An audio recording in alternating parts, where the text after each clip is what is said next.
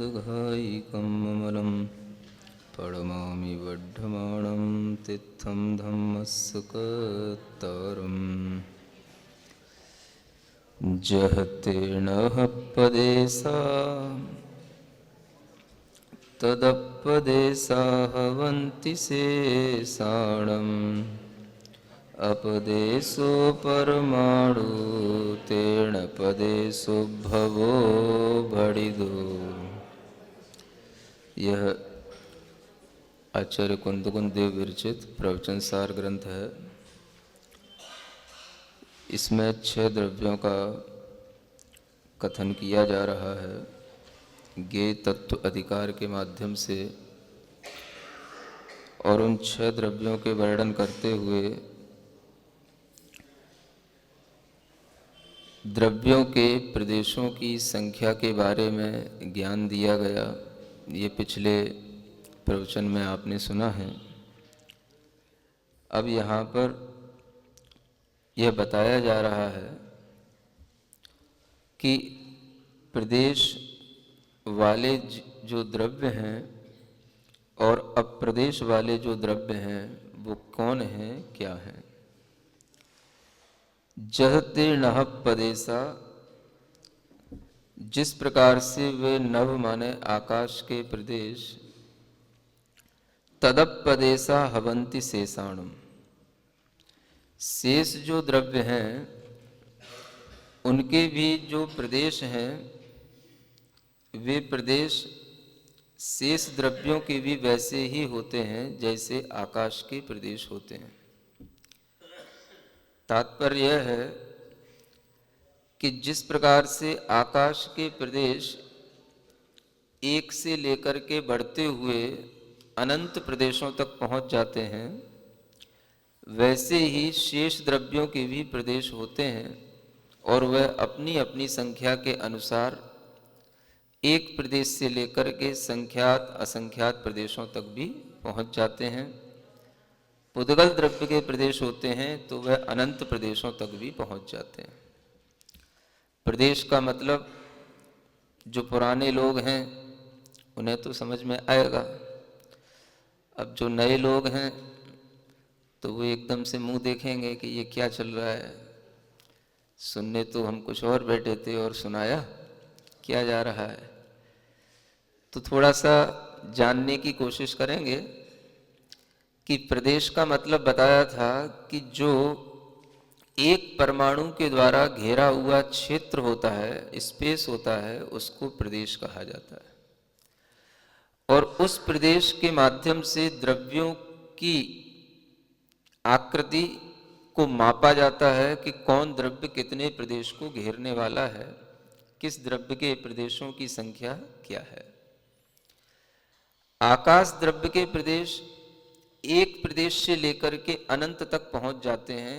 आकाश द्रव्य के प्रदेशों की संख्या अनंत है, किंतु अन्य जो द्रव्य हैं उनमें केवल पुद्गल को छोड़ करके बाकी सब प्रदेशों की सब द्रव्यों के प्रदेशों की संख्या असंख्यात ही रही आती है। पुद्गल द्रव्य जो होता है वो संख्यात प्रदेश वाला भी होता है, असंख्यात प्रदेश वाला भी होता है, अनंत प्रदेश वाला भी होता है। प्रदेश का मतलब कितना स्थान वह घेर रहा है, इस लोक में रहते हुए कौन कितना स्थान घेर रहा है, यह बताया गया है। वैसे तो जीव के लिए कहा है कि वह जीव अपने असंख्यात प्रदेशों में ही रहता है, और कोई भी जीव द्रव्य होता है तो वह लोकाकाश के असंख्यात में भाग में रह करके केवल लोक के असंख्यात प्रदेशों को ही घेरता है, इससे ज्यादा नहीं घेर सकता। फिर भी एक कंडीशन आपको बताई थी कि समुद्घात की दशा में लोक के पूरे असंख्यात प्रदेशों को घेर लेता है, लेकिन फिर भी वह असंख्यात प्रदेशों को ही घेरने वाला कहलाएगा, अनंत प्रदेशों को घेरने वाला नहीं कहलाएगा। केवली भगवान लोक पूर्ण समुद्घात करते हैं, पूरे लोक में उनके प्रदेश फैल जाते हैं, तो पूरा लोक भी असंख्यात प्रदेश वाला है और एक जीव द्रव्य के प्रदेश भी असंख्यात ही हैं। इसलिए असंख्यात प्रदेशी वह जीव द्रव्य जब पूरे लोकाकाश में फैल जाता है तो भी वह असंख्यात प्रदेशों में ही फैलने वाला कहा जाएगा, अनंत वाला नहीं कहलाएगा। समझ आ रहा है आपको? जीव द्रव्य वैसे तो सामान्य रूप से अपने जिस शरीर में रहता है उतने ही शरीर में रहता है, लेकिन समुद्घात की एक ऐसी कंडीशन होती है जिसमें वह अपने प्रदेशों को शरीर से बाहर भी निकालता है। तो एकमात्र लोकपूर्ण समुद्घात ही ऐसा समुद्घात है जिसमें कि पूरे के पूरे आकाश के प्रदेशों में जीव के प्रदेशों का फैलाव हो जाता है। बाकी के जो भी समुद्घात हैं उनमें थोड़े थोड़े प्रदेशों का फैलना कुछ कुछ दूरी तक होता है। एक मारणांतिक समुद्घात होता है जिसमें कि जीव के प्रदेश वहां तक चले जाते हैं जहां तक कि उस जीव को अगली पर्याय में जाना है, अगली पर्याय में जहां उत्पन्न होना है वहां तक पिछली पर्याय में ही वह जीव अपने प्रदेशों को फैला करके उस स्थान तक होकर के वापस लौट करके आ जाता है और फिर उसके बाद में उसका मरण होकर के वह उस स्थान पर उत्पन्न हो जाता है। उसको कहते हैं मारणांतिक समुद्घात। तो केवल समुद्घात की दशा में यह जीव के प्रदेश शरीर से बाहर निकलते हैं, बाकी तो इसके प्रदेश शरीर में ही रहते हैं। जब ये प्रदेश इसके शरीर में रहते हैं तो ये शरीर के ही आकार वाला होकर के रहता है और वह असंख्यात प्रदेशों को ही धारण करके हमेशा रहता है, चाहे वो समुद्घात करे या ना करे, प्रदेशों की संख्या में कोई वृद्धि नहीं होती है। उस द्रव्य के प्रदेश तो असंख्यात ही रहेंगे, उनका संकोच विस्तार होने से उनका फैलाव अधिक हो सकता है, संकुचन होने से वह एक छोटे से भी स्थान पर रह सकता है, लेकिन उसके प्रदेशों की संख्या तो असंख्यात ही रहेगी। जीव द्रव्य के अंदर ये जो प्रदेशवत्व गुण है उसके कारण से ये सब चलता है और इसकी जानकारी अपने को रहती नहीं है, क्योंकि अपन जीव के अन्य गुणों के बारे में तो जान और ये भी सुन सुन करके अब कोई ज्ञान दर्शन स्वभाव की तरफ किसी का झुकना नहीं होता। लेकिन जब तक हम जीव द्रव्य एक अलग अपना पदार्थ है, एक अलग द्रव्य है और उसके ऐसे प्रदेश हैं और वह अपने इतने असंख्यात प्रदेशों के साथ ही रहता है, रह रहा है, ये जब तक हमारी श्रद्धा में नहीं आता तब तक हमें कभी ऐसा लगता नहीं है कि शरीर से भिन्न भी हमारा कोई आत्म द्रव्य है। जब तक ऐसा प्रतिभाषित नहीं होता तब तक हर व्यक्ति, हर आत्मा शरीर में ही अपनी आत्मा को समझ करके शरीर को ही आत्मा समझता है। और जब हम द्रव्य के इन प्रदेशों के माध्यम से द्रव्य की भिन्न जानकारी ले लेते हैं तो हमें ये ज्ञान में आने लग जाता है कि शरीर में तो आत्मा रह रहा है, लेकिन जो शरीर है सो आत्मा नहीं है। क्यों नहीं है? क्योंकि आत्मा एक भिन्न द्रव्य है जिसके प्रदेश असंख्यात ही हैं, और जो शरीर है वह ऐसा पुद्गल का पिंड है जिसमें अनंत प्रदेश हैं, अनंत परमाणुओं से मिलकर के वह शरीर बना है। शरीर के परमाणु तो अनंत हो सकते हैं, लेकिन कभी भी जीव के प्रदेश अनंत नहीं हो सकते। जीव कितना? तो असंख्यात प्रदेश वाला ही रहेगा, उसमें कम भी नहीं हो सकते, संख्यात भी नहीं हो सकते, और बढ़ाएं तो अनंत भी नहीं हो सकते। ये हमें अपने ही पुद्गल शरीर से अपने ही जीव द्रव्य के विषय में जब डिफरेंस ज्ञात होता है तब हमारे लिए ये श्रद्धा में आता है कि जीव द्रव्य का स्वभाव इस पुद्गल द्रव्य से हर स्थिति में अलग है। स्वभाव की अपेक्षा से भी ये चैतन्य स्वभाव वाला है, उससे भी अलग है, और प्रदेशों की अपेक्षा से इसकी जो प्रदेशों की संख्या है वह भी पुद्गल द्रव्य से भिन्न है। पुद्गल द्रव्य के प्रदेशों की संख्या तो बदलती रहेगी, संख्यात हो जाएगी, असंख्यात हो जाएगी, अनंत हो जाएगी, लेकिन जीव द्रव्य के प्रदेश की संख्या कांस्टेंट है। कितनी है? Always innumerable. न्यूमरेबल भी नहीं है और इन्फिनिट भी नहीं है। कितनी है? इनन्यूमरेबल। संख्यात भी नहीं है, अनंत भी नहीं है। कितनी है? असंख्यात। अपने द्रव्य की इस प्रदेशवत्ता का निर्धारण हमें खुद अपने ज्ञान से करना चाहिए, और जब ज्ञान नहीं होता है तो हमें जिनवाणी के माध्यम से, गुरुओं के माध्यम से हमें वह ज्ञान लेकर के अपने अंदर वह श्रद्धान कर लेना चाहिए। समझ आ रहा है? कई लोग कहते हैं महाराज काम की बातें बताओ, हाँ, जिसका प्रैक्टिकल लाइफ में कुछ उपयोग हो। हाँ, अब प्रैक्टिकल लाइफ में क्या उपयोग करना आपको? अपने घर के झंझटों को निपटाना, कि कलह को दूर करना है, कि अपने घर के और विस्तार को बढ़ाना, कि घर में और चीजें कैसे अच्छे तरीके से हम मैनेज कर पाएं, कैसे हम अपने फैमिली को मैनेज कर पाएं, कैसे हम अपने रिलेशन को मैनेज कर पाएं। ये चीजें बताओ आप महाराज, ये क्या बताते रहते हो? न कुछ दिखने में आ रहा है, न कुछ समझने में आ रहा है, शब्दावली भी बड़ी अलग अलग सी समझ में आ रही है। ये प्रदेश, ये परमाणु, ये लोकाकाश, ये जीव। हाँ? हम तो दिल्ली शहर में रह रहे हैं, मॉडल टाउन के लोग हैं, मॉडर्न लोग हैं, और आप ये एंशिएंट बातें कर रहे हो। ऐसा तो नहीं है? सुन रहे हो? अपनी धारणा को जिनवाणी के अनुसार जो व्यक्ति चलाता है, जो व्यक्ति बनाता है, तो उसकी दृष्टि धीरे धीरे समीचीन होती चली जाती है, वो सम्यक दृष्टि बन जाता है। और हम अपनी धारणा अपने मन के अनुसार ही, बाहर की दुनिया के अनुसार ही अपने जीवन को चलाते हैं, तो हमारी दृष्टि बाहर ही भटकती रहती है। पहले भी हम मिथ्या जानते थे, आज भी मिथ्या जानेंगे, तो हम मिथ्या की ओर ही दृष्टि रखेंगे, तो मिथ्या दृष्टि ही बने रह जाते हैं। समझ आ रहा है?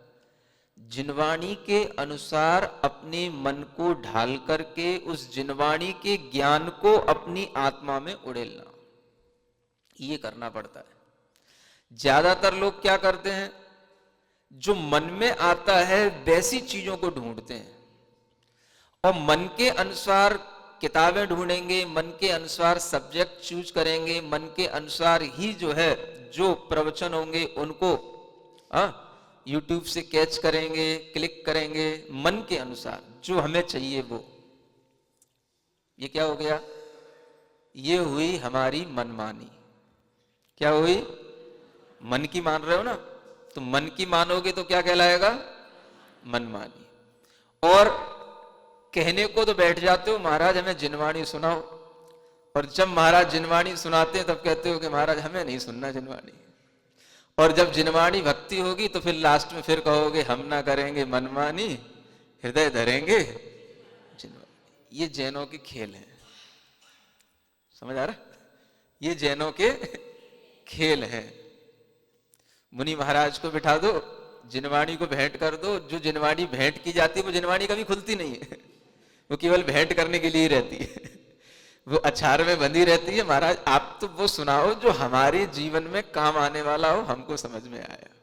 समझ आ रहा है? जिनवाणी भेंट की जाएगी, मुनि महाराज से कहा जाएगा महाराज प्रवचन सुनाओ, है? फिर लास्ट में जिनवाणी पढ़ी जाएगी, तब फिर कहा जाएगा हृदय धरेंगे जिनवाणी नहीं करेंगे, और टोटल काम मनमानी का ही होता रहता है। समझ आ रहा है? ना हमें जिनवाणी खोलने के लिए मन करता है, ना जिनवाणी के अंदर क्या लिखा है ये देखने का मन करता है, ना जिनवाणी के गाथा को पढ़ने का मन करता है, ना उसको समझने का मन करता है। मन जो करता है वही करता है जो मन के अंदर चलता है।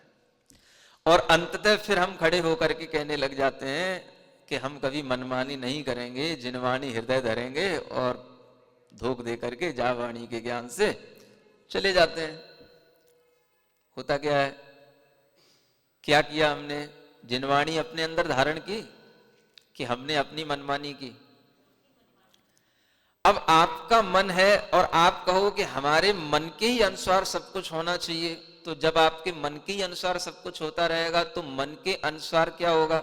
मन के अंदर तो पुरानी कसाएं पड़ी हैं, पुराने संस्कार पड़े हैं, उनके अनुसार आपका मन चलता है, तो उससे ही आप मन चलाओगे, तब तो संसार है, तो संसार बढ़ता रहेगा। अगर आपको संसार को घटाना है, संसार से आपको बचना है, तो आपको मनमानी नहीं करना पड़ेगा। क्या करना पड़ेगा? हमें जिनवाणी के अनुसार अपना मन बनाना पड़ेगा। मन के अनुसार जिनवाणी नहीं चलती है। कई लोग मन के अनुसार जिनवाणी चलाते हैं। जिनवाणी पढ़ने बैठे, समझ नहीं आ रहा, ये पन्ना पलटा, फिर ये पन्ना पलटा, फिर ये पन्ना पलटा, और जो है बंद कर दिया। क्या हो गया? आपने जिनवाणी की नहीं सुनी, आप किसकी सुन रहे हो? अपने मन की सुन रहे हो। मन से पूछ रहे हो, मन बता तुझे अच्छा लग रहा है? अब आपसे कहें आपको प्रोफेसर सर अच्छा लग रहा है, आप कहोगे नहीं लगेगा। समझ आ रहा है? मन के अनुसार जब तक आप चलोगे, आपके भीतर का संसार कभी भी रुकेगा नहीं। भीतर का संसार कभी भी जो बढ़ता जा रहा है वो घटेगा नहीं, और भीतर अंतर आत्मा की जो आवाज आपको सुनाई पड़नी चाहिए वो कभी सुनाई पड़ेगी नहीं, क्योंकि आप हमेशा मन के अनुसार ही बाहर हर चीज को ग्रहण करते हो। मन के अनुसार ही आपको मुनि महाराज चाहिए, मन के अनुसार ही आपको जिनवाणी चाहिए, मन के अनुसार ही आपको प्रवचन चाहिए। समझ आ रहा है? जिसमें मजा आए। अब हम सोचते हैं कि जब भगवान जिनेंद्र देव बोलते होंगे, तीर्थंकर भगवान की वाणी खिरती होगी, तो ये द्रव्यों का वर्णन, ये तत्वों का वर्णन निरंतर चलता होगा और लोग बैठे बैठे सुनते होंगे, तो कितने धैर्यवान लोग होंगे और कितने निर्मोही लोग होंगे कि जिनके अंदर इस ज्ञान से आनंद उत्पन्न होता होगा। जीव द्रव्य की बात कही जा रही है, अपने ही जीवात्मा की बात बताई जा रही है, और उस जीवात्मा की बात को समझने के लिए हमारे पास में मन नहीं बन रहा है, तो अब भगवान की वाणी सुनकर के क्या करोगे बताओ? भगवान की वाणी में और क्या संसार की बातें आएंगी?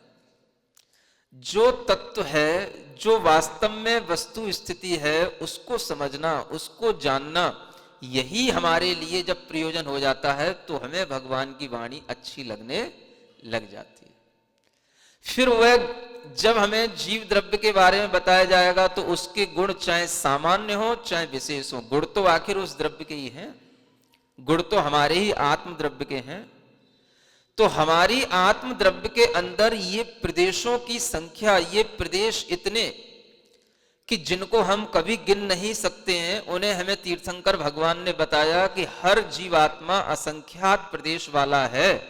दुनिया में इससे डिफरेंट कोई भी जीवात्मा होता ही नहीं है। इसलिए जितने भी आत्माएं हैं सब इस अपेक्षा से इक्वल हैं। हर जीवात्मा असंख्यात प्रदेश वाला है, वो उतना ही स्थान घेरेगा असंख्यात प्रदेश के बराबर। चींटी भी असंख्यात प्रदेश में ही रह रही है, मनुष्य भी असंख्यात प्रदेश को ही घेर करके रह रहा है, और बड़ा कोई डायनासोर भी होगा तो वो भी असंख्यात प्रदेशों में भी रहेगा, और उससे भी बड़ी अवगाहना वाले चाहे 500 धनुष के, 525 धनुष के बाहुबली हो, चाहे आदिनाथ भगवान हो, वो भी असंख्यात प्रदेश वाले ही रहेंगे। और ये जो प्रदेशों की वृद्धि हो रही है, तो वह भी लोक के असंख्यात वे भाग में ही वृद्धि हो रही है, और असंख्यात प्रदेशों की वृद्धि हो रही है। अनंत तक कुछ नहीं जा रहा है, सब असंख्यात में ही खेल चल रहा है। और ये जो प्रदेशों की वृद्धि हो रही है, तो इससे ये जानना कि हमारी आत्मा के अंदर का ये कैसा स्वभाव है कि हमारी आत्मा के प्रदेश संकुचित हो जाते हैं और फैल जाते हैं। इतने भी फैल जाते हैं कि जब मनुष्य की भोग भूमि में काया 2-2 कोस 3-3 कोस की बनती है, तो उतनी भी बड़ी हो जाती काया। जितनी बड़ी काया उतनी ही उसके आत्मा के प्रदेश फैलते चले जाते हैं। क्या इस तरीके का स्वभाव किसी और द्रव्य में है? धर्म द्रव्य के प्रदेश असंख्यात ही हैं। धर्म द्रव्य एक जैसा है, फैला हुआ है, फैला वैसा का वैसा ही बना रहता है। अधर्म द्रव्य के भी प्रदेश वैसे के वैसे ही असंख्यात हैं। आकाश द्रव्य के भी अनंत प्रदेश वैसे ही हैं। कालाणु एक प्रदेश वाला वैसा ही बना हुआ है। पुद्गल में बंद होकर के कभी इस संख्यात, कभी असंख्यात, कभी अनंत प्रदेश बन जाते हैं, लेकिन वह भी कोई ऐसा पुद्गल नहीं जो पूरे लोकाकाश में एक साथ फैल जाए। लेकिन ये जीव द्रव्य का स्वभाव देखो कि ये अपने आत्म प्रदेशों को कहां तक फैला लेता है? पूरे लोकाकाश में फैला लेता है। मान लो किसी जीव को यहां से मर करके है ना, उसको स्वयंभू रमण समुद्र में जाकर के मान लो जन्म लेना है, तो यहां से लेकर के उसकी आत्मा के प्रदेश फैलते हुए स्वयंभू रमण समुद्र तक चले जाएंगे। किसी को जो है सातवें नरक में जाकर के जन्म लेना है, यहीं पे बैठा बैठा अपने प्रदेशों को फैला करके सातवें नरक तक ले जाएगा। किसी को ऊपर देव गति में जन्म लेना है, तो वहां पर भी जाकर के उसके प्रदेश फैल करके संकुचित होकर के फिर आ जाएंगे, और पुनः जो है उसका मरण होने के बाद में उसके वहां पर उसका गमन हो जाएगा। ये मारणांतिक समुद्घात कहलाता है। कई बार हमारी आत्मा के प्रदेश इस तरीके से शरीर से बाहर निकल जाते हैं और हमें पता नहीं पड़ता है। कुछ और भी समुद्घात होते हैं, जैसे बोला जाता है एक वेदना समुद्घात है, एक कसाय समुद्घात है, ऐसे भी समुद्घात है। वह ऐसे समुद्घात होते हैं जिनमें हमारी आत्मा के प्रदेश बस शरीर से तिगुने ही बाहर निकलते हैं। जो शरीर की अवगाना है उससे तिगुने आकार में बाहर निकलेंगे, अधिक दूर तक नहीं जाएंगे, अधिक नहीं निकलेंगे। मान लो आपको कोई बहुत कसाय उत्पन्न हो रही है, किसी के प्रति बहुत तीव्र गुस्सा आ रहा है, आपकी आत्मा के प्रदेश अपने शरीर से बाहर निकलेंगे, 3 गुने बाहर निकल करके बाहर जा सकते हैं और पुनः वो लौट करके आ जाएंगे, आपको पता नहीं पड़ेगा। इसको बोलते हैं कसाय समुद्घात। ये कोई भी कर सकता है, समझ आ रहा? तीव्र कसाय होती हैं, आंखें बिल्कुल लाल लाल हो जाती हैं, चेहरा बिल्कुल तमतमा जाता है, समझ आ रहा? उस स्थिति में ये संभावना रहती है कि इसकी आत्मा के प्रदेश उसके मुख के माध्यम से, आंखों के माध्यम से शरीर से बाहर निकल सकते हैं, निकल जाते हैं, लेकिन दिखेंगे नहीं, क्योंकि आत्मा आपकी आंखों से देखने में आने वाली नहीं है। उस आत्मा में कर्म के संबंध हैं, तो भी वह आत्मा आपकी आंखों से देखने में आने वाली नहीं है। कर्म से सहित भी आत्मा आपकी आंखों में देखने में आने वाली नहीं है, उसके प्रदेश का फैलाव आपके लिए दिखाई नहीं देगा, लेकिन ये सब हो जाता है। तो जिनवाणी के अनुसार अपना मन बनाओ, जिनवाणी के अनुसार अपना ज्ञान चलाओ। किसके अनुसार चलना? जिनवाणी के अनुसार। जिनवाणी जो कहे उसको मानो, तब आपकी मनमानी कम होगी, तब भीतर की कसाय कम होगी, तब मिथ्यात्व छूटेगा, तब जाकर के सम्यक दर्शन होगा। आगम का अभ्यास यही कहलाता है। जो कहा जा रहा है उसको मानो, पहले दिखाओ। क्या दिखाएंगे तुमको? है? हर चीज देखने से ही मानने में आती क्या?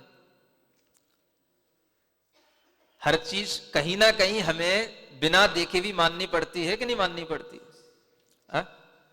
हर चीज आप जो भी मान रहे हो उसमें भी कहीं ना कहीं किसी ने कुछ ना कुछ बताया ही होता है। हर चीज आपकी किताबों में लिखी है कि हर चीज आपने देख ली है? किसी ने कहा सूर्य का ताप निरंतर घटता चला जा रहा है और आगे के 200 साल बाद सूर्य के ताप में कमी आ जाएगी और फिर एक स्थिति ऐसी भी आएगी कि सूर्य का गोला बिल्कुल ठंडा पड़ जाएगा, उसकी आग, उसका फ्यूल उसको मिलेगा ही नहीं, उसमें टेम्परेचर आएगा ही नहीं। किसने कहा? विज्ञान ने कहा। समझ आ रहा है?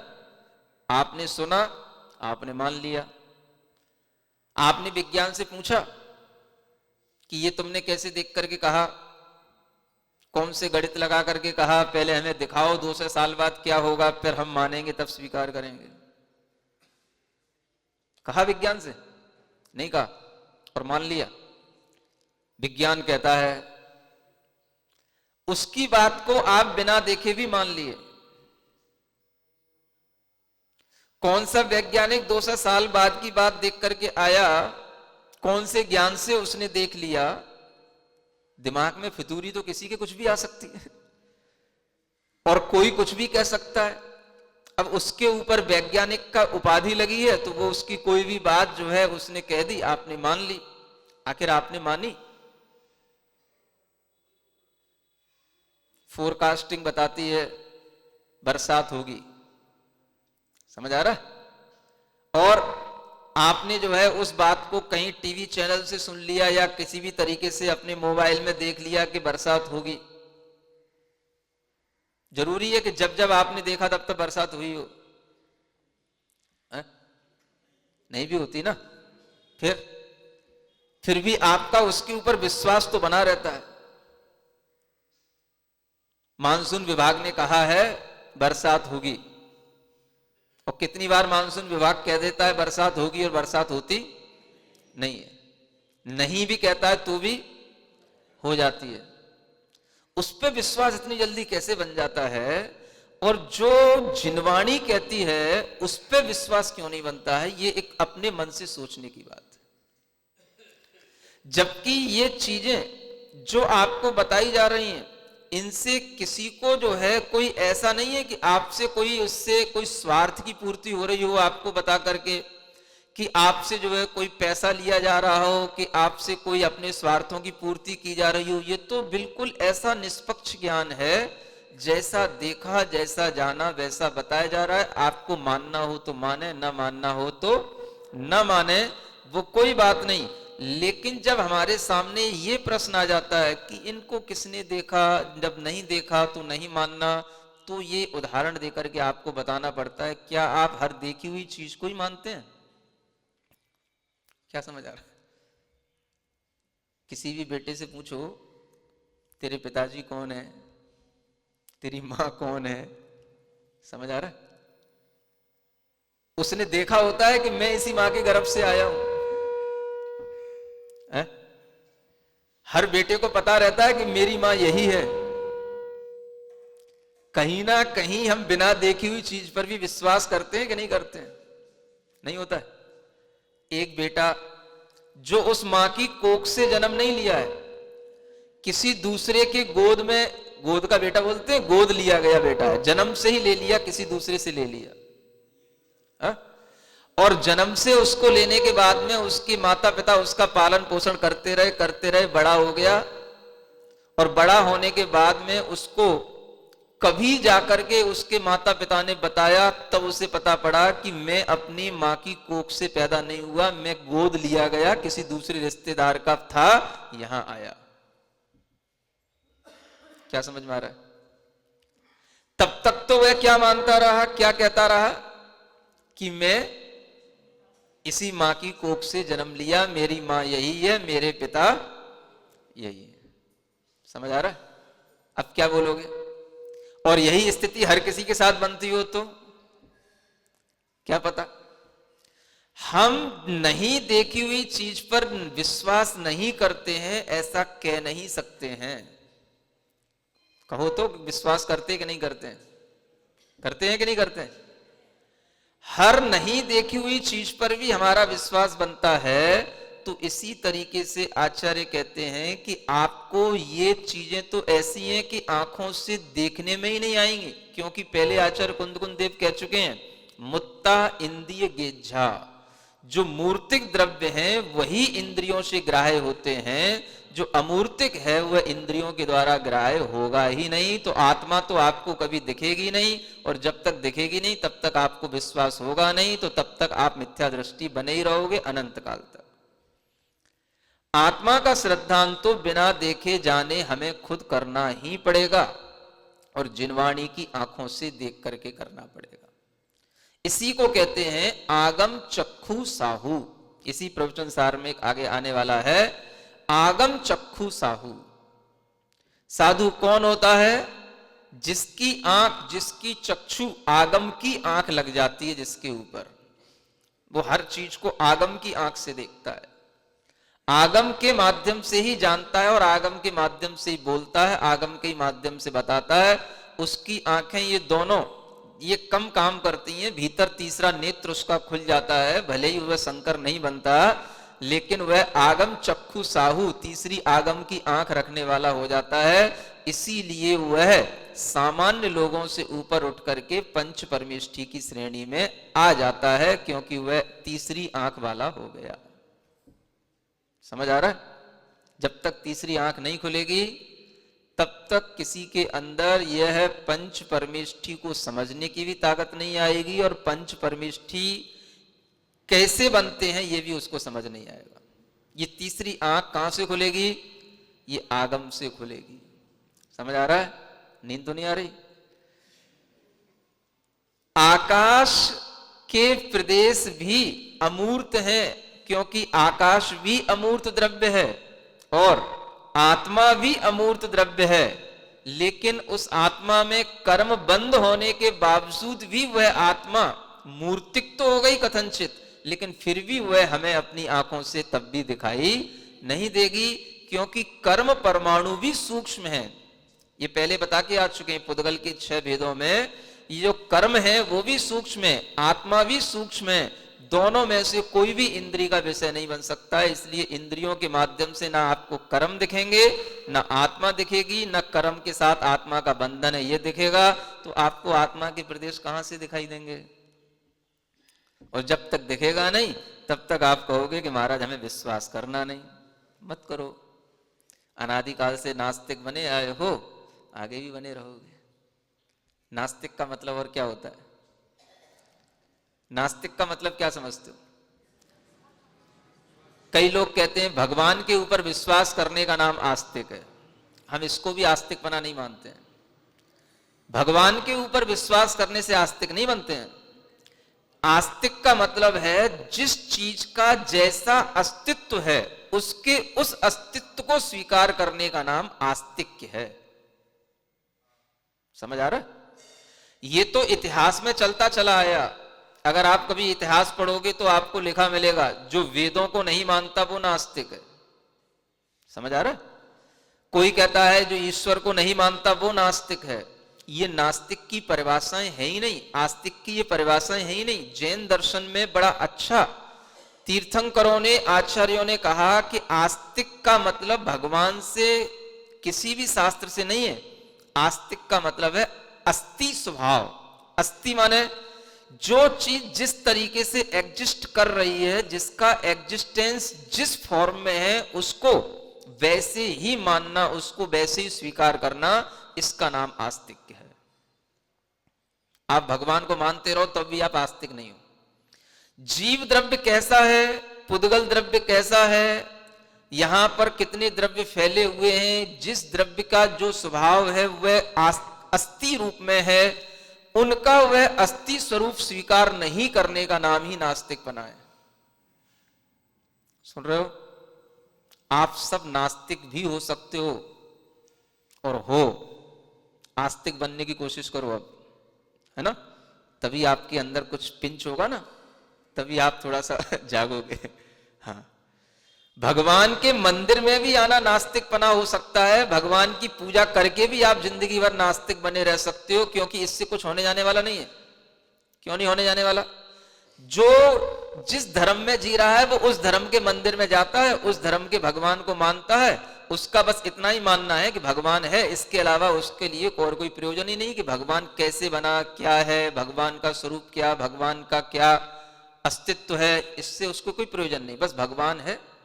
तो भगवान मानने मात्र से आस्तिक नहीं हो जाता। भगवान को तो वह इसलिए मानता है क्योंकि उसको डर लगता है कि भगवान को मानेंगे तो थोड़ा सा हमारे लिए मतलब नास्तिकपना नहीं आएगा, तो हम संसार में डूबेंगे नहीं, ताकि वो भगवान को मान लेता है, इस डर के मार देता। लेकिन ये भी नास्तिकता से ऊपर उठने का उपाय नहीं है। आस्तिक के गुण प्रकट होता है जब सम्यक दृष्टि बनता है तब। क्या सुन रहे हो? हाँ, मिथ्या दृष्टि में आस्तिकपना नहीं आता है। कोई भी व्यक्ति मंदिर आ रहा है, पूजा कर रहा है, आस्तिक नहीं है वो, नास्तिकपना उसके अंदर भरा पड़ा है। आस्तिक के गुण के साथ आस्तिकपना पैदा होता है, और आस्तिक के गुण सम्यक दर्शन होने पर प्रकट होता है। जब सम्यक दृष्टि जीव के लिए 4 गुण बताए, प्रशम, संवेग, अनुकंपा और आस्तिक्य, वहां वो आस्तिक बना। अब वो सच्चा आस्तिक है, क्योंकि उसको 6 द्रव्यों का अवश्रद्धान हो गया, ज्ञान हो गया। उससे पहले कुछ नहीं।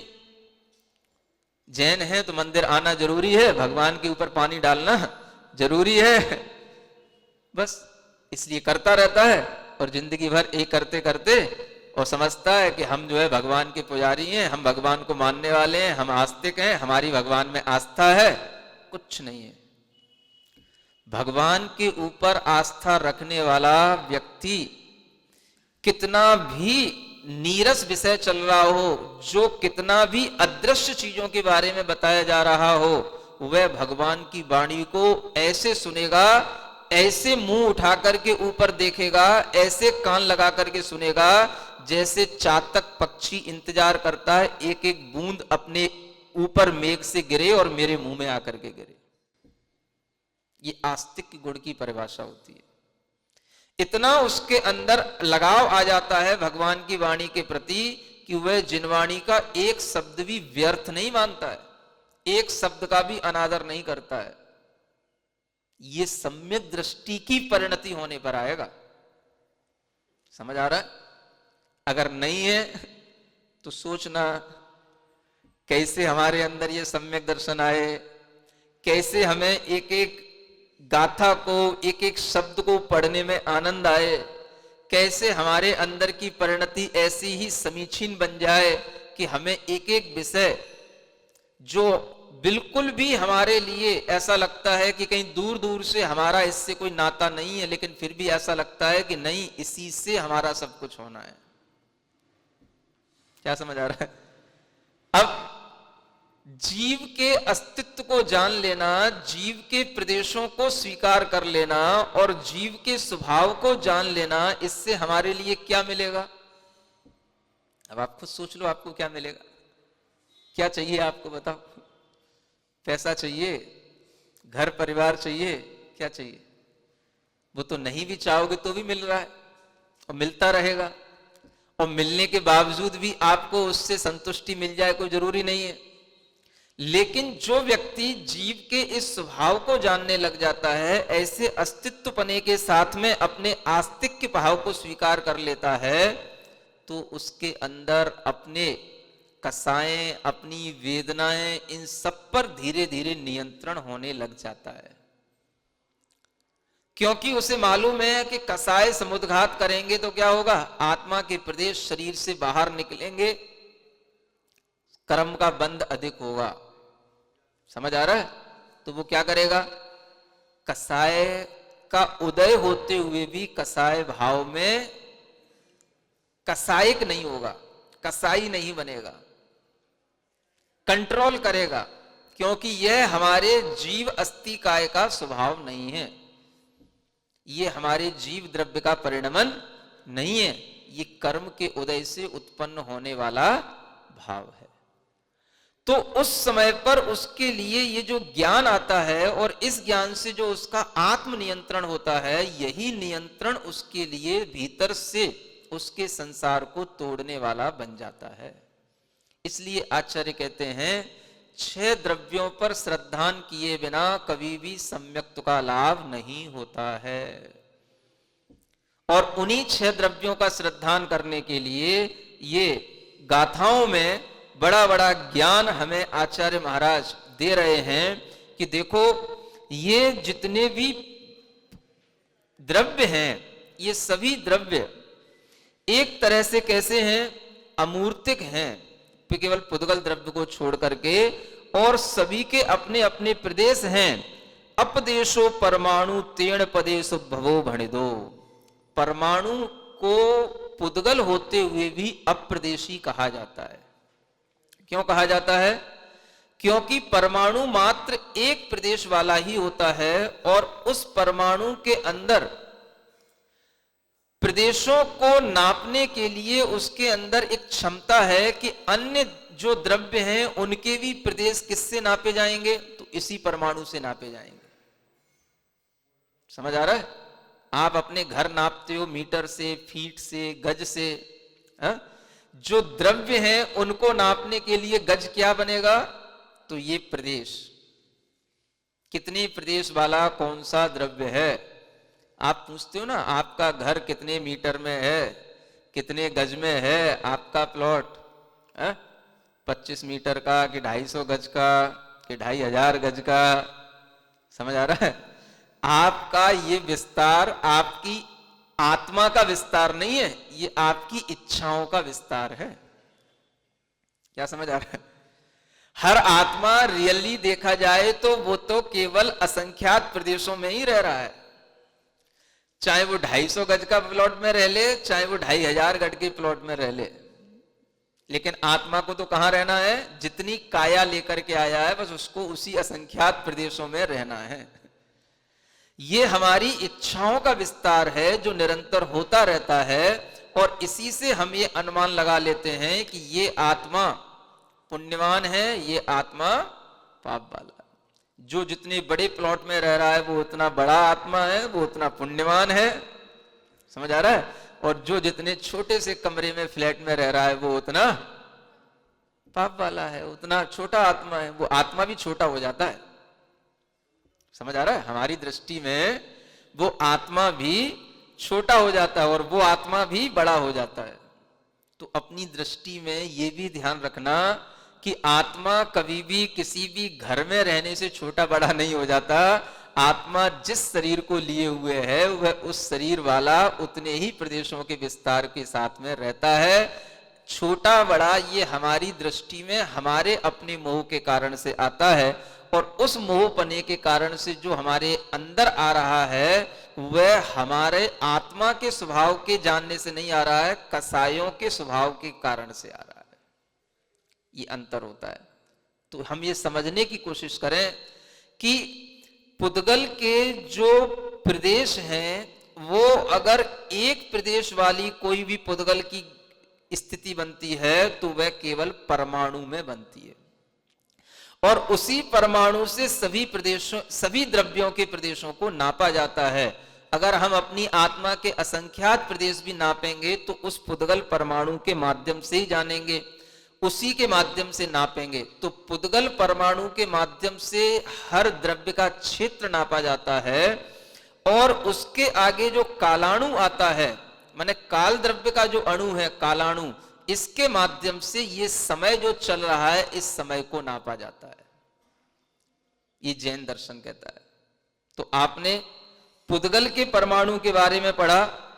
आचार्य महाराज इसका पद्यानुवाद करते हुए लिखते हैं, आकाश देश परमाणु प्रमाण द्वारा है ज्ञान शेष सब द्रव्य प्रदेश, उद्भूत सब ये अणु है एक देश, अणु में अणु वो। इसी के आगे एक गाथा और पढ़ते हैं, समोदु अपदेशो पदेश में तस्सदवियजादस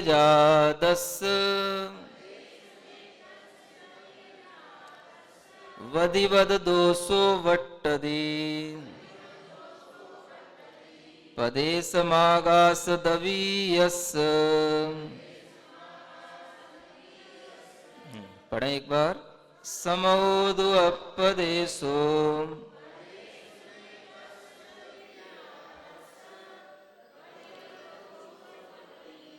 पदेश मागास दवीयस।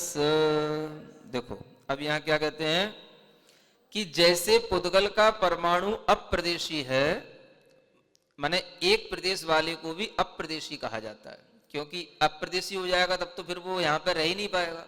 आकाश के एक प्रदेश में रहता है इसलिए उसको क्या बोलते हैं, अप्रदेशी है। माने उससे कम प्रदेश में वह रह ही नहीं सकता और उससे अधिक प्रदेश में भी नहीं रहता, इसलिए उसको क्या बोलते हैं, अप्रदेशी। जो एक प्रदेश वाला होता है उसको अप्रदेशी ही कहा जाता है, क्योंकि संख्या एक से जब आगे बढ़ते हैं तब प्रारंभ होती है। उसी तरीके से इन 6 द्रव्यों में परमाणु के अलावा एक काल द्रव्य है जिसके कालाणु कहा जाता है। उसको क्या बोलते हैं, उसको भी अणु की उपमा इसीलिए दी गई है क्योंकि जैसे परमाणु एक प्रदेश वाला है वैसे कालाणु भी एक प्रदेश वाला है, और वह कालाणु आकाश जो ये लोकाकाश है इसके एक एक पॉइंट पर एक एक कालाणु स्थित है। कैसे स्थित है, जैसे काली मिर्च के बीज होते हैं, काली मिर्च होती है ना, उनको हम जैसे इकट्ठा करके रख लेते हैं तो हर एक काली मिर्च दूसरी काली मिर्च के साथ उस स्थान पर नहीं रहती, अलग अलग रहती है। समझ आ रहा है? इसे आचार्यों ने रत्नों की राशि के समान ऐसी उपमा भी दी है, रैणाणम राशि में। हर एक कालाणु अपने आप में एक स्वतंत्र अणु है, एक स्वतंत्र द्रव्य है, और उसके पास में अन्य भी कालाणु रहते हैं और वे पूरे एक एक करके पूरे लोकाकाश में फैले हुए हैं। ऐसे ये कालाणु भी असंख्य द्रव्य हैं। प्रदेश इनके असंख्य नहीं है, द्रव्य असंख्य है। हर एक कालाणु अपने आप में स्वतः एक अलग द्रव्य है, और इस कालाणु का भी एक ही प्रदेश होता है। इसलिए यहां पर लिखा है समोदु अप्रदेशो। समय माने काल जो है वह भी अप्रदेशी है। अप्रदेशों का मतलब वह कालाणु भी प्रदेश रहित है, क्योंकि समय कहां से निकलेगा? तो समय कालाणु से निकलेगा। कालाणु कहो या समय कहो, वैसे देखा जाए तो कालाणु तो द्रव्य हो गया और समय उसकी पर्याय हो गई। जो समय है वह समय उसकी सूक्ष्मतम इकाई है, जिसके माध्यम से हम आगे और समय की गणना को बढ़ाते हैं। जब वह 2 समय, 3 समय, 4 समय, 10 समय, 50 समय, असंख्यात समय हो जाते हैं, तब जाकर के वो हमारे ज्ञान में आता है। तब हम उसको एक नाप देते हैं कि असंख्यात समय की एक आवली होती है। आवली जानते हो? कई लोग कहते हैं, उदाहरण के रूप में समझा के बताते हैं कि जैसे मान लो अपन ने ऐसे किया, आवली माने घेरा लग गया, ऐसे किया तो इतना करने में जो टाइम लग गया असंख्यात समय लग गए, समझ लो असंख्यात समय निकल गए, इसमें एक आवली हो गई। समझ आ रहा है? जब तक हम सेकंड तक पहुंचेंगे तब तो और उसमें असंख्यात गुणा हो जाएगा, और असंख्यात से उसको मल्टीपल कर देना। एक सेकंड में तो और उससे भी असंख्यात समय हो जाते हैं। तो आचार्य कहते हैं जो एक समय है वह वास्तव में कालाणु वाला, जो एक समय का मात्रक वाला जो कालाणु है वह भी अपना अप्रदेशी ही होता है, क्योंकि काल द्रव्य के साथ भी प्रदेशों की संख्या मात्र एक ही है, अधिक नहीं है। इसलिए उसको भी परमाणु की तरह अप्रदेशी ही कहते हैं। पदेश में तस्य दवीयजादस्य। अब देखो, जो द्रव्य प्रदेश मात्र वाला है, ऐसा जो पुद्गल परमाणु है, वदि वददो सो वट्टदी। जब वो वदि वददो का मतलब होता है कि वह उल्लंघन कर रहा हो, व्यपतितः मतलब वह एक परमाणु जब दूसरे परमाणु को उल्लंघन करके जा रहा हो, उसको क्रॉस कर रहा हो, मंद गति से चलता हुआ। अब कल्पना करो आप, देखो समय को कैसे नापा जा रहा है, उसके लिए आपको यहां उदाहरण देकर के बताया जा रहा है। एक परमाणु दूसरे परमाणु को उल्लंघन करने में, उल्लंघन जानते हो? नाकने में क्या बोलते हो उसको? हाँ, क्रॉस करने में है, उसको जो है उसके पार जाने में या उसको जो है उल्लंघित करके आगे बढ़ने में जितना टाइम लेता है उसको एक समय कहा जाता है। इसका नाम है वतिवतदो, माने उसको उल्लंघन करके जाने में। माने जैसे 2 परमाणु में पास पास हैं, एक परमाणु बिल्कुल मंद गति से चला और उसने जो है उस परमाणु को क्रॉस करने में, उसका उल्लंघन करने में जितना टाइम लिया उसका नाम हो गया एक समय। ये आगम की परिभाषा है। समझ आ रहा है? अब परमाणु कैसे समझाएं आपको? परमाणु वो तो जो होता है सो होता है। क्या समझ आ रहा है? मंद गति से तात्पर्य है कि परमाणु में भी गति होती है ना, उस परमाणु के अंदर भी जो है क्रिया होती है, उस परमाणु के अंदर भी गति होती है, क्योंकि जो पुद्गल है वो क्रियावान होता है। अब उसकी क्रिया तेज भी हो सकती है, मंद भी हो सकती है, तो तेज गति वाली क्रिया नहीं होनी चाहिए। वो मंद गति जितनी पॉसिबल हो, उस मंद गति से वह बस जो अपने अगले परमाणु को जो है बस क्रॉस किया, उसमें जितना टाइम लगा उसका नाम है एक समय। नहीं, तो वह एक परमाणु को क्रॉस नहीं कर पाएगा, फिर तो वो जो लंबा क्रॉस कर जाएगा, फिर तो वो जो है लोकाकाश में अंत में पहुंच जाएगा। हाँ, तीव्र गति से जाएगा तो, है ना?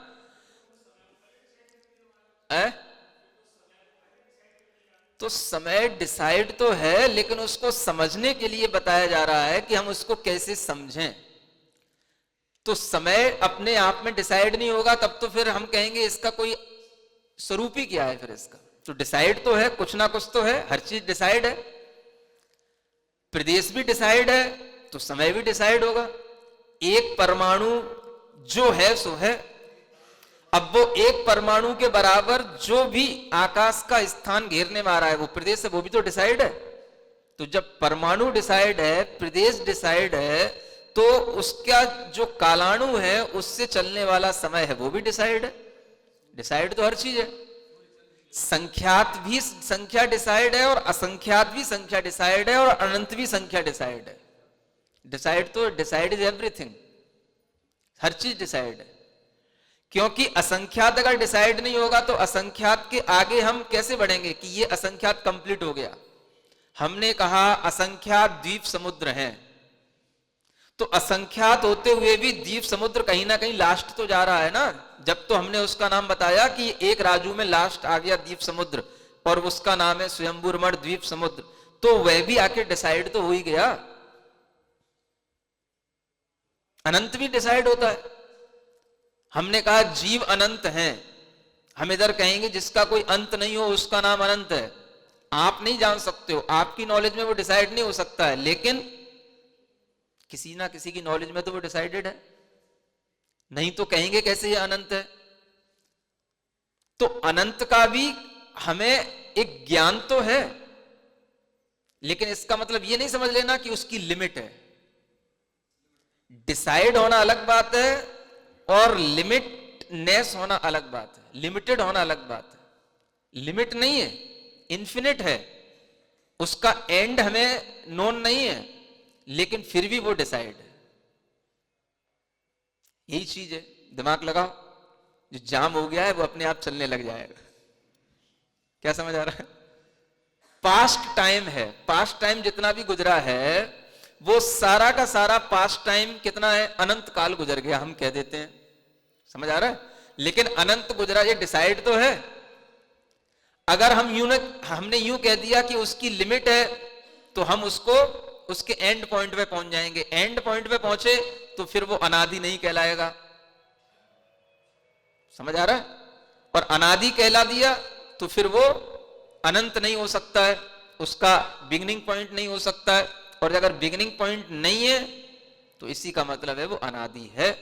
और जहां से बिगिनिंग शुरू हो गई तो फिर आपने उसकी लिमिट बना दी, जो लिमिट बन गई तो फिर वो अनंत नहीं कहलाएगा, अनादि नहीं कहलाएगा।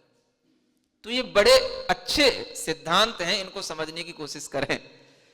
हर चीज डिसाइड भी है, लेकिन फिर भी जो लिमिट वाली है वो लिमिट में है, जो अनलिमिटेड है वो अनलिमिटेड है, दोनों चीजें हैं। तो वही आचार्य कह रहे हैं कि एक पुद्गल के परमाणु को दूसरे परमाणु को पार करने में, उसको क्रॉस करने में मंद गति से चलते हुए जितना सा समय लगता है उसका नाम ही एक समय है। चिंतन करते रहो, दिमाग लगाते रहो, और इसमें जो आप दिमाग लगाओगे वो आप समझ लो कि आप सर्वज्ञ भगवान की वाणी में अपना मन लगा रहे हो और उनकी वाणी के अनुसार अपना मन चला रहे हो। अगर भगवान की वाणी के बारे में सोचते सोचते भी मन में ये लगे कि ये कैसे होता है, ये कैसे संभव है, ये कैसे हो जाता है, ये कैसे होता होगा, समझ आ रहा है, तो भी समझ लेना कि आपका मन भगवान की वाणी में लग रहा है। जैसे और चीजों के बारे में सोचते हो ना, ये कैसे होता है, कैसे संभव है, कैसे होता होगा, ऐसे ही इन बातों को सुनकर के अपना मन जब हम उसमें लगाते हैं तब हमारा मन जिनवाणी में लग रहा है, ये कहा जाएगा अब मन मनमानी नहीं कर रहा है। अब मन किसके अनुसार सोच रहा है? जिनवाणी। प्रदेश तो होता है ना। समय इतना छोटा सा, इतना छोटा सा, कितना छोटा होगा, हम कल्पना भी नहीं कर पा रहे हैं कि वो है। परमाणु की भी कल्पना नहीं है और परमाणु भी एक दूसरे परमाणु को क्रॉस कर दे रहा है, उसमें इतना छोटा समय। वो तो हमारे ज्ञान में, हम कितना भी अपने ज्ञान को पैना बनाए तो भी हम एक समय की जानकारी हमारे ज्ञान में बिल्कुल एक्यूरेट आ नहीं सकती है। हम सोचेंगे असंख्यात के बारे में ही सोच पाएंगे। समझ आ रहा है? कुछ भी कर लो, जैसे कि मान लो एक पान के पत्ते हैं, पान के पत्ते होते हैं ना, है ना, कोई भी चीज के, जैसे मान लो कागज के पन्ने, अपन ने एक साथ उसमें आलपिन ठोकी,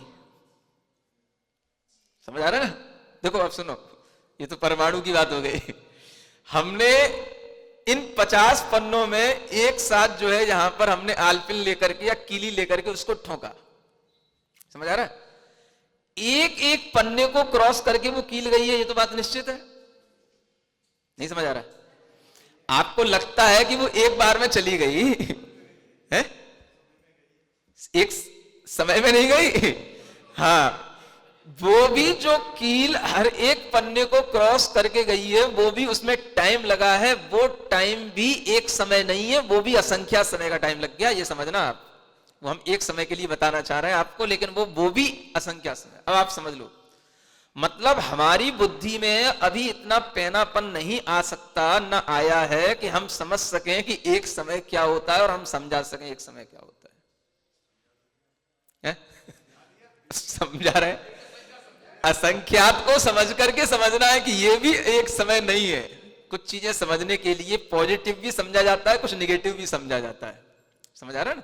जैसे हमने कहा जीव क्या है, तो हमने कहा ये जीव नहीं है, ये कागज है जीव नहीं है, ये शरीर है जीव नहीं है, ये इंद्रियां है जीव नहीं है। फिर जीव क्या है? तो ये भी एक समझाने का ढंग है। समझ आ रहा है? एक समय क्या है, तो ये भी एक समय नहीं है कि आपने पान के पत्ते में एक साथ आलपिन डाली, तो उसमें एक एक पत्ते को क्रॉस करके भी जो आलपिन गई, उसमें जितना टाइम लगा, दो पत्ते आपस में, उनमें एक पत्ते से दूसरे पत्ते में आलपिन जो गई, उसमें भी जो टाइम लगा, वो भी एक समय नहीं है, वो भी असंख्यात समय है। इसी से आप समझ सकते हो कि एक समय कितना छोटा होता है। तो ऐसे जब हम अपने ज्ञान के अंदर जिनवाणी का ज्ञान डालते हैं, तब हमारी बुद्धि जो है सही ढंग से काम करने लग जाती है, और तभी ज्ञान को सम्यक ज्ञान की उपाधि मिलती है। ठीक है ना? नहीं तो हम अपनी बुद्धि से ही सब कुछ सोच करके और उसी से डिसाइड सब कुछ कर लेते हैं, क्या भैया ऐसा जो समझ में आ रहा है वही होता होगा। तो हमें अपनी मोटी बुद्धि से डिसाइड नहीं करना है। डिसाइड किससे करना है? पैनी बुद्धि से। और पैनी बुद्धि कैसे होगी? तो इसमें अपनी बुद्धि को घिसो जो इसमें लिखा है, वदि वदिदो सो वट्टदि पदेश मागास दबियस, है ना? उतने आकाश द्रव्य के प्रदेश को जो वो उल्लंघन करके गया, उसी के लिए यहां पर जो है समय के नाम से कहा जा रहा है। तो ये समय की परिभाषा बताई गई, माने समय को जानने के लिए हमें ये समझ में आता है कि एक परमाणु का जो सबसे कम गमन है मंद गति से, उसमें जो उसकी पर्याय निकली। अब देखो उसमें भी किसकी पर्याय निकली? पर्याय तो काल की है, पर्याय किसकी है? समय किसकी पर्याय है?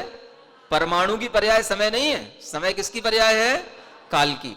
तो काल की जो पर्याय उस परमाणु के गमन के समय जो निकली, बस उसका नाम ही एक समय है।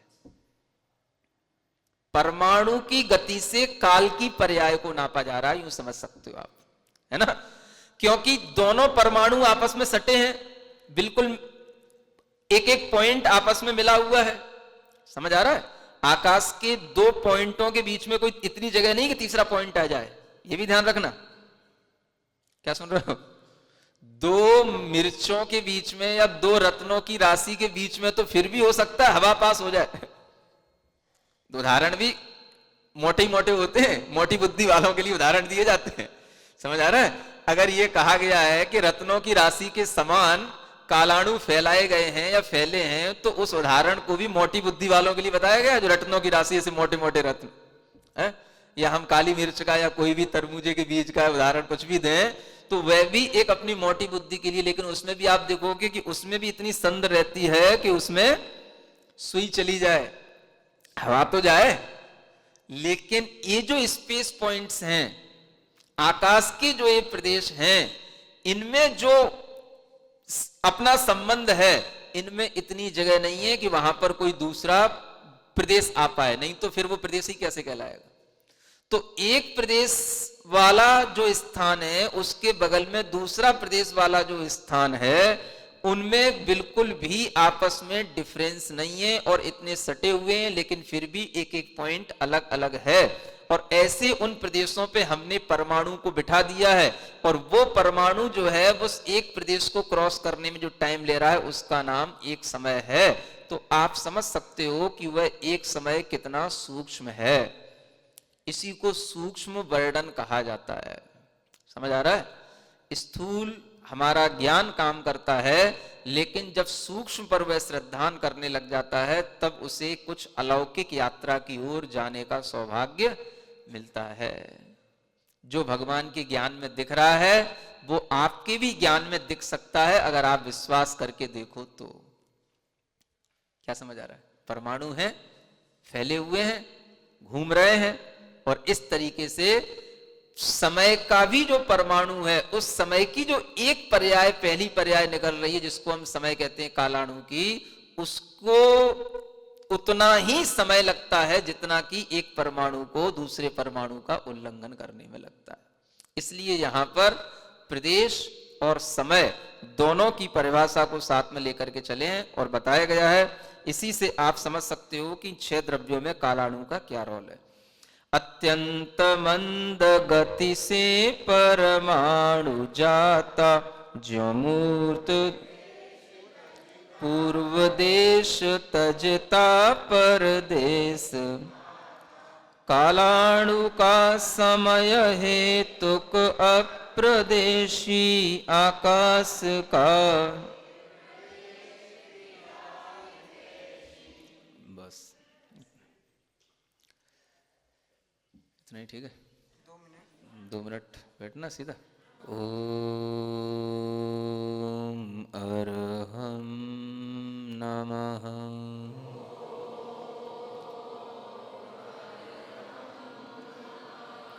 ओम अरहं नमः।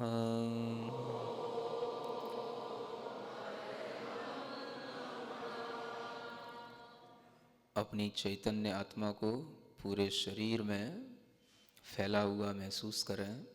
सिर से लेकर नख तक अपने अंदर जो अपनी आत्मा का एहसास हो रहा है उसे असंख्यात प्रदेश वाला महसूस करें। असंख्यात प्रदेश स्वरूपो हम,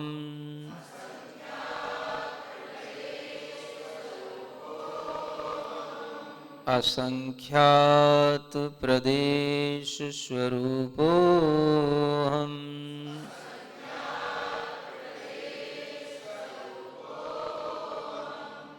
हमें अपना आत्मा दिखता नहीं, सूक्ष्म है, इसलिए हम भावना करें सूक्ष्म आत्म स्वरूपो हम।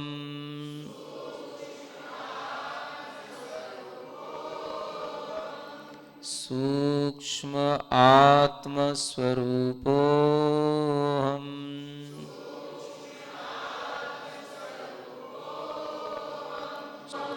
अरहं।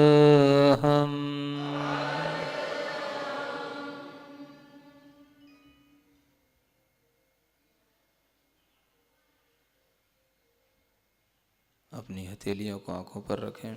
ओम अरहं परम शांति।